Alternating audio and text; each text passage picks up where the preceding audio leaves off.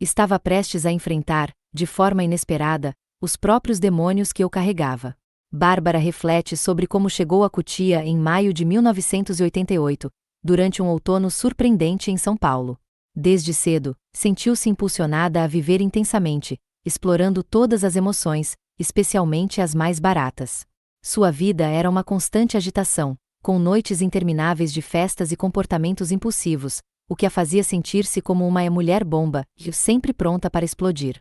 Ela não conseguia distinguir se suas ações eram intencionais ou resultado do ambiente em que cresceu, vivendo em um estado contínuo de fervura e turbulência.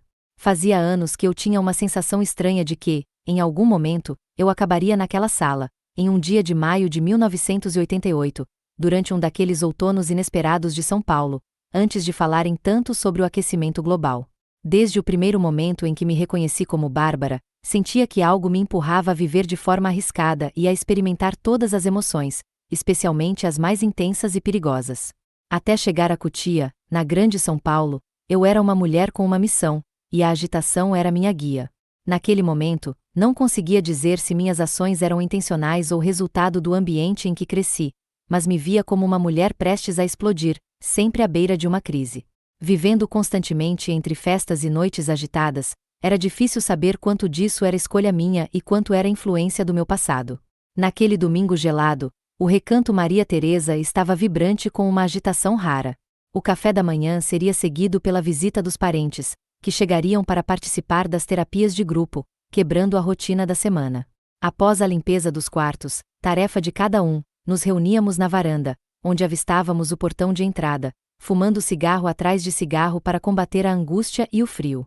Eu, recém-chegada à clínica, não conhecia o ritual dominical nem as regras do convívio, tampouco tinha ouvido falar em autoajuda ou no programa dos 12 Passos.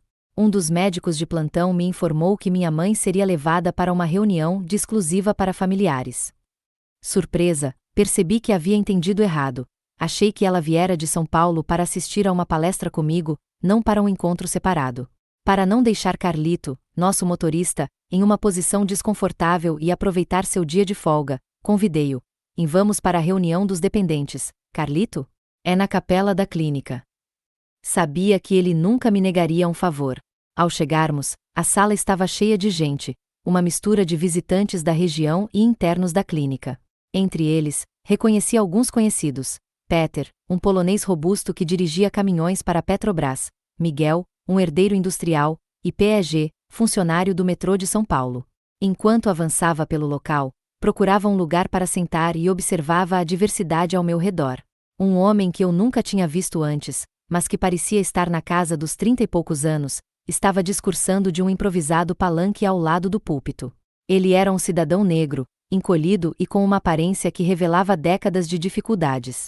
Seu rosto tinha uma textura rugosa, marcada pelas adversidades da vida, que sugeria uma experiência intensa em bares e botecos, onde a bebida e as histórias se encontravam. E hoje é dia 26 de maio de 1988, começou ele. E no mesmo dia 26 de maio, mas de 1981, eu passei por um incêndio tremendo em um churrasco e fui dirigir para levar minha família para casa. Meu pavio de paciência começou a se esgotar. Por que estou aqui ouvindo isso? E pensei, frustrada com a situação. O homem no palanque continuava a narrar sua história. E eu tinha uma Kombi. Estava em alta velocidade. E capotamos. Minha sobrinha morreu. O que? A sobrinha dele? Meu estômago revirou, e eu me virei para Carlito para me despedir, mas percebi que ele estava tão chocado quanto eu, só que por um motivo diferente. E você ouviu o que ele disse? Carlito perguntou. E ouvi, e daí? E ele disse que o acidente foi no dia 26 de maio de 1981. E o que tem isso? Esse foi o mesmo dia em que você perdeu a visão naquele acidente na Avenida Paulista. Nunca imaginei que minha primeira experiência em uma reunião de alcoólicos anônimos seria tão pessoal e confrontadora. Estava prestes a enfrentar, de forma inesperada, os próprios demônios que eu carregava. Como Carlito me lembrou, no dia 26 de maio de 1981, atravessei a Avenida Paulista em alta velocidade no sinal vermelho e colidi com um Fusquinha bege. Meu Fiat 147 girou descontrolado, e, sem cinto de segurança, meu rosto se chocou contra o retrovisor e o vidro dianteiro, projetando-me para fora do carro.